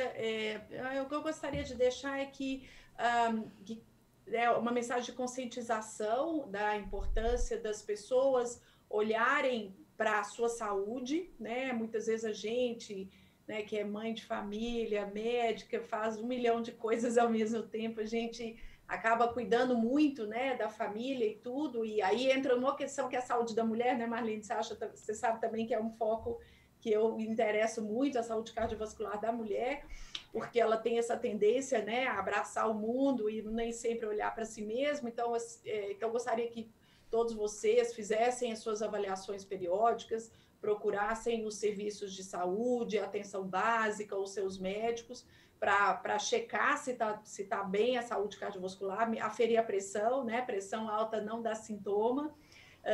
Aos que não têm os hábitos que nós indicamos, né? Que façam com a orientação médica exercícios, que parem de fumar, que peçam ajuda, conscientizem-se, peçam ao seu médico, ao seu profissional de saúde ajuda para parar de fumar. A gente tem como ajudar vocês que querem parar, e isso é muito importante. E que contem conosco, né? Eu aqui representando a Sociedade Brasileira de Cardiologia, que a gente faz um trabalho árduo aí, constante, para conscientizar a população e formar uma equipe de médicos. Eu que trabalho também numa faculdade de medicina, que a gente, como a doutora Edileide disse, né, um dia a gente vai ser paciente deles, então a gente quer bons médicos cuidando também da gente, que a gente está se esforçando para fazer o melhor por vocês, nossos pacientes, mas a gente precisa do apoio de vocês também, que se cuidem, que façam os seus exercícios, tomem seus remédios e que contem com a gente, né? Eu falo aqui em nome da Sociedade Brasileira. E eu muito obrigado pela oportunidade por estar aqui essa noite. Obrigada a todos. Doutora Edileide.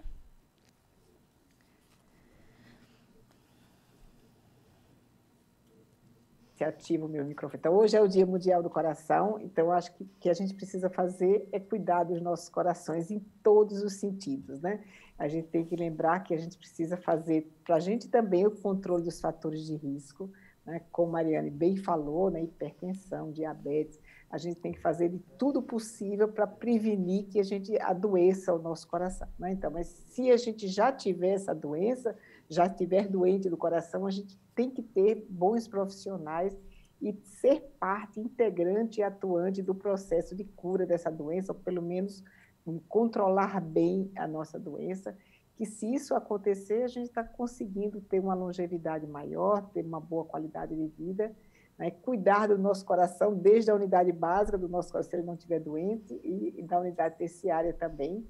Cuidar do coração, essa é a mensagem básica, né? Lembrar que ter afeto pelas pessoas, você ganha afeto de volta, e isso talvez seja um bom fator de prevenção, né, de doenças do nosso coração, além de controlar os fatores de risco.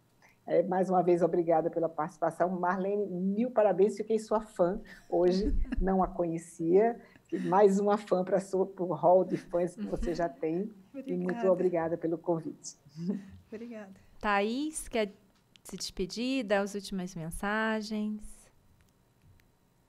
Eu queria mais uma vez agradecer a participação e acho que a parceria que a gente consegue estabelecer a partir de agora, né?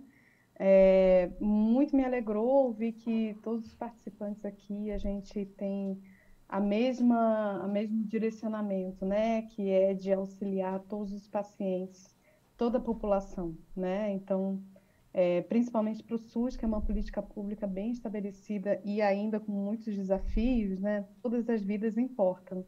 Então, a gente sofre muito ao ver que as políticas públicas não conseguem chegar ao seu potencial máximo, e isso por diversas questões, né? A gente precisa de um aumento, por exemplo, de orçamento para a saúde, isso é fato, né? A gente não consegue, no Brasil, na dimensão que a gente tem, ter um sistema de saúde público, de qualidade, né? A contento para todos. Então, eu fico muito feliz de ter participado desse evento, né?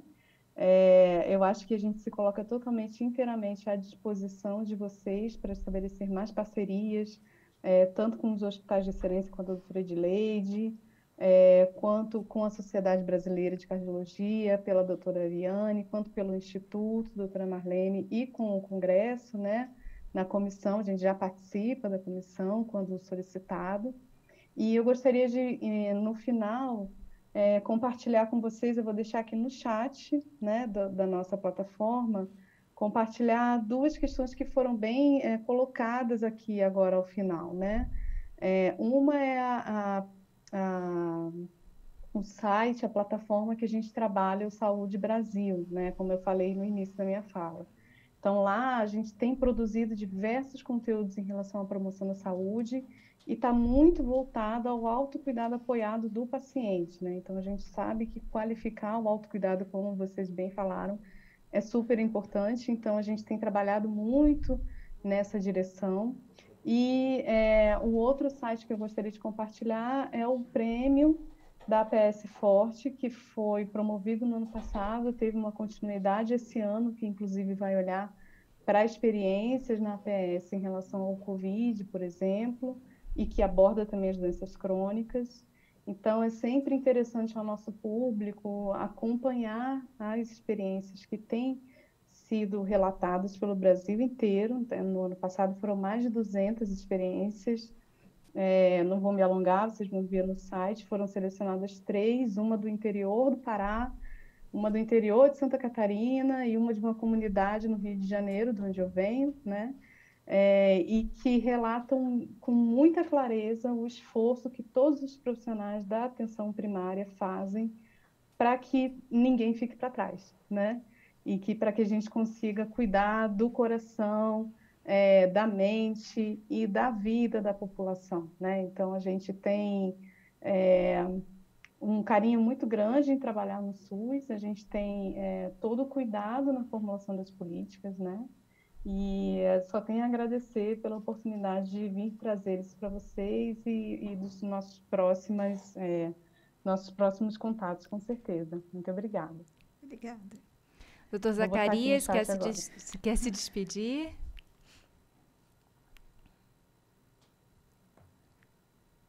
Não sei, acho que ele está... Sim, gostaria de despedir, foi um prazer estar com vocês, né? Eu espero que essa campanha ela seja mais progressiva o ano que vem e, né, a gente poderia fazer um requerimento e fazer ela na Câmara, né, no nosso plenário, na comissão, para que ela atinja, né, um maior número de pessoas a nível do Brasil. É muito importante esse tipo de, né, atenção, de publicização e essa campanha em si, né, que as pessoas têm que realmente melhorar seus hábitos, né, como foi bem dito aí. O tratamento precoce realmente é o que há de melhor em todas as patologias, inclusive até, doutora Edileide, a minha tia, ela tem quase 80 e poucos anos e esses dias ela mora em Ribeirão Preto e ela foi diagnosticada com amiloidose. Então, o pessoal lá ficou meio assim, eu acho que eles estavam pensando em fazer uma biópsia, alguma coisa assim.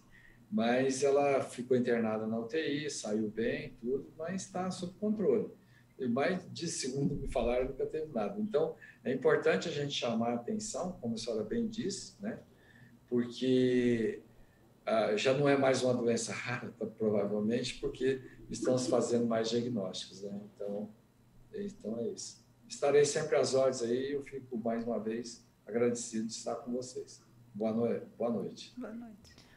Boa noite, então. Eu gostaria de finalizar hoje a webinar. Primeiro de tudo, agradecendo a Marlene e ao Instituto Lado a Lado por mais essa oportunidade da gente estar aqui hoje, trazendo conteúdo de qualidade para a população, informando a população sobre doenças cardiovasculares, insuficiência cardíaca, amiloidose, cardio-oncologia.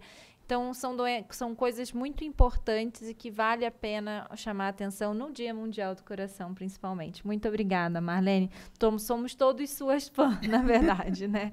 Bom, agradecer os nossos convidados, porque foram brilhantes no dia de hoje. Muito obrigada pelo tempo, pelo carinho, a disponibilidade de estar aqui hoje. E agradecer os nossos ouvintes que estão aí aprendendo, se mantendo ativos e compartilhando essas informações do Instituto Lado a Lado que é muito importante. Então, previna-se, porque a prevenção é o melhor remédio. Boa noite, muito obrigada. Eu quero agradecer a todos os nossos convidados. Obrigado, Marina, por dividir aqui essa noite aqui comigo. Quero agradecer pelo tempo, generosidade e disponibilidade de cada um de vocês e a todas as pessoas que nos acompanharam aqui, e peço para que todos continuem nos acompanhando nas nossas páginas no Facebook, Instagram, LinkedIn, em todas as mídias sociais, né? Todos os dias o Instituto Lado a Lado leva uma informação. O Lado a Lado está lado a lado com cada um de vocês, né? E eu encerro dizendo o seguinte, que lado a lado somos mais fortes e um coração não deveria sofrer nem por amor, muito menos por uma doença cardiovascular. Boa noite.